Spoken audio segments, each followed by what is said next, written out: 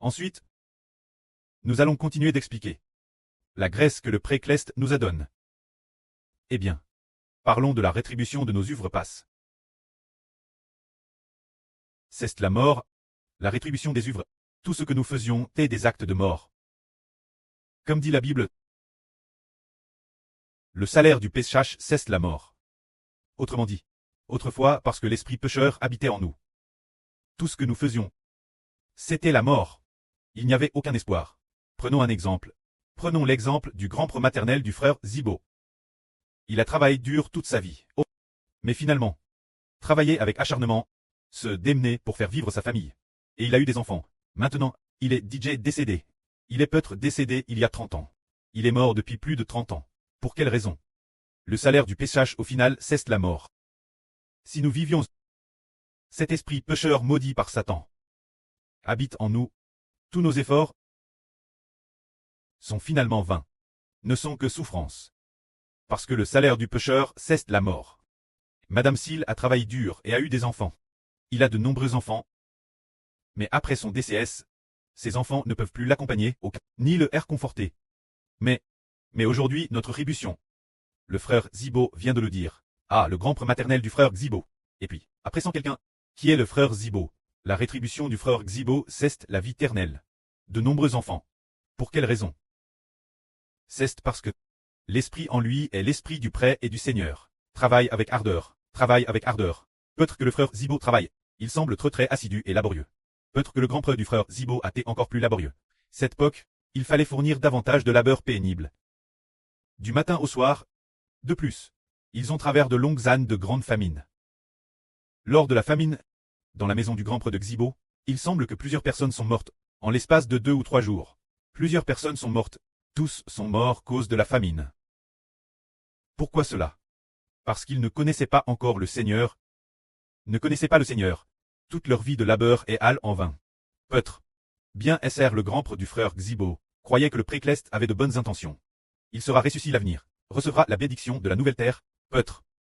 Mais la réputation du frère Zibo, ainsi que la rétribution des frères est sûre, n'est-ce pas une belle bénédiction? Par exemple, si nous disons que la rétribution du frère Zibo, avoir des enfants terrestres, des enfants clestes comme héritage, pour les enfants, recevoir des frères est sûr, alors les frères et sœurs qui travaillent ensemble, obtiennent-ils aussi des enfants terrestres? Obtiennent aussi des frères et sœurs comme membres du corps, obtenir une si belle rétribution, et en plus ils obtiennent, et en plus, après avoir obtenu une si belle rétribution, nos vies deviennent alors ternelles. Par conséquent, la rétribution que nous donne le Saint-Esprit, c'est la vie éternelle. C'est que la descendance soit aussi nombreuse que le sable de la mer. Ce genre d'éprance, c'est dire ne pas connaître le Seigneur. Ceux qui ne croient pas au Seigneur, le salaire de tout leur labeur, la faim et la mort. Et puis, bien qu'ils aient eux-mêmes des enfants, ayant 3 ou 5 enfants, mais finalement, ils meurent eux-mêmes, et ne peuvent laisser leurs enfants continuer les consoler, vivre avec eux. Ainsi on dit que le salaire du pécheur est le vide. Le vide, la fin de leur propre vie est la mort. La mort. C'est parce qu'ils n'ont pas connu le Seigneur Jésus. Mais aujourd'hui, le frère Hébert prêche le salut du Seigneur. De manière inattendue, on reçoit une si belle bénédiction. C'est dire, le salaire que le Saint-Esprit nous donne est la vie éternelle. C'est une belle espérance. Alors aujourd'hui nous demandons au frère Isais, frère Isais, j'ai entendu dire qu'avant vous dirigez une usine, ou aviez fond une entreprise.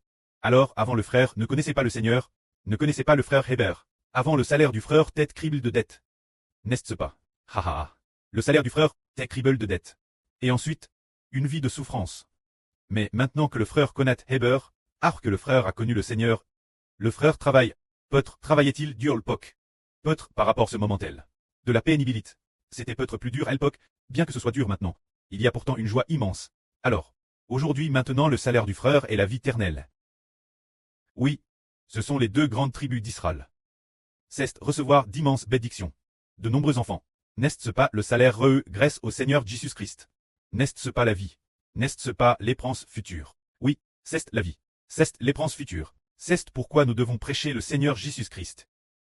Prendre plaisir, prêcher le frère Hébert. Considérer le travail acharné comme une douceur.